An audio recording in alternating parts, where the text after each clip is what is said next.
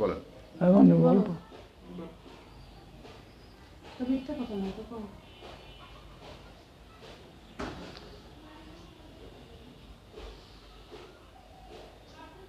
নাসরিনকে শাহিন নাসরিন কাজলকে শাহিন হয়নি, নাসরিনকে বলেন।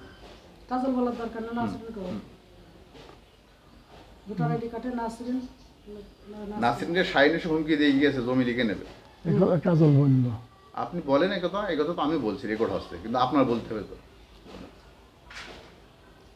কাজল আমাকে বললো, কাজল বললো কে নাসরিন কো আচ্ছা নাসরিন আমাকে বললো যে শাহিন